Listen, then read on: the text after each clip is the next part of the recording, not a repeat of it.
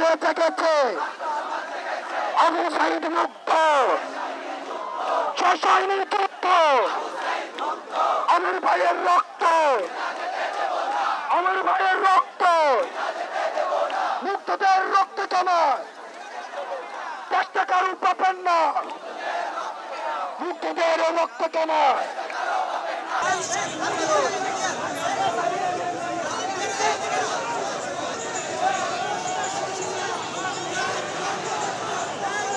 যারা নিহত হয়েছে প্রত্যেকটা আসামি ধরে নেওয়া দরকার। আসামিদেরকে আমি এমনও নিউজ পেয়েছি যাদেরকে আসামি ধরছে, ধরে আবার ছেড়েও দিচ্ছে। প্রত্যেকটা আসামির ফাঁসি হওয়া দরকার। যারা এই 5 অগস্টে যারা এই যে নিহত করেছে, যারা ডাইরেক্ট গুলি করেছে, তাদের প্রতি আমার একটাই কথা, ডক্টর ইউনূস সাহেবকে তাদেরকে জানিয়ে বিচারের আওতায় নেওয়া আসা এবং তাদেরকে জানি ডাইরেক্ট ফাঁসি দেওয়া হয়। আমাদের শক্তি, আমাদের শহীদেরা, আমাদের যুদ্ধ কি শেষ হয়ে গেছে? সবাই জোরে সরে হাতের তালি দিয়ে বলতে হবে আবু সাইদ মুক্ত, শেষ হয়নি যুদ্ধ,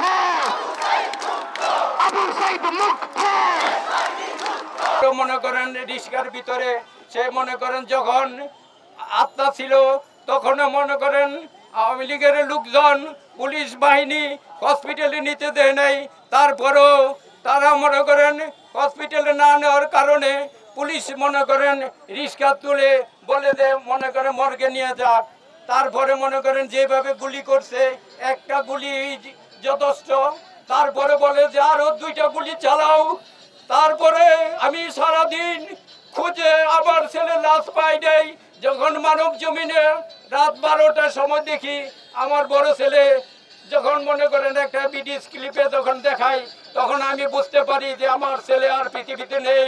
তখন মর্গে আমি আত্মীয়স্বজনকে নিয়ে, সব আত্মীয়স্বজনকে নিয়ে আমি যখন খুঁজে বের করি, তখন মনে করেন রাত 3:30টার দিকে সোহরাওয়ার্দী হাসপাতালে মর্গে আমার লাশ পাই, আমার ছেলে লাশ পাই। কিন্তু মর্গে যে শোন ছিল তখন মনে করেন যে অবস্থা ছিল, পুলিশ মনে করেন যেভাবে গুলি করছে সেই গুলি মনে করেন আমি আর সহ্য করতে পারি নাই। তারপরেও পুলিশ বলছিল যে মনে করেন একটা পাতি ছিল, যে জুড়ি ছিল, যে জুড়ির ভিতরে মানে দিয়ে মানে ম্যানুয়ালে ফেলে দেওয়ার জন্য বলছিল। আল্লাহর অশেষ রহমতে রাত 3:30টার দিকে সোহরাওয়ার্দী হাসপাতালে যখন আমার ছেলে লাশ পাই, তখন আমি বুঝতে পারি নাই যে আমি কোন জায়গার মধ্যে দাঁড়িয়েছি, আমি কি হয়েছি, আমার 16 বছরের ছেলে কি নিষ্পাপ, সে কি অপরাধ করছিল।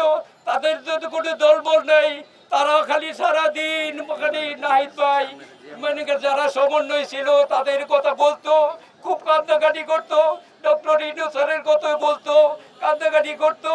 আমি বলছি রে বাবা রে, আমরা সাধারণ মানুষ, আপনার যদি কিছু হয় তাহলে তো আপনার এই দুনিয়াতে থেকে লাভ নাই।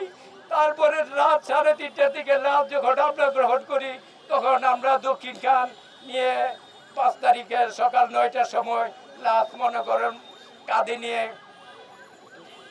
যখন দাফন করি, তখন পিতার কাঁধে নিয়ে যখন ছেলে লাশ নিয়ে যাই, কত দুঃখ, কত কষ্ট, কত বেদনা, সেটা যার ছেলে মারা গেছে সেই বুঝতে পারে। আবু সাইদ মুক্ত, আবু সাইদ মুক্ত, আবু সাইদ মুক্ত, মুক্তদের রক্ত কেন,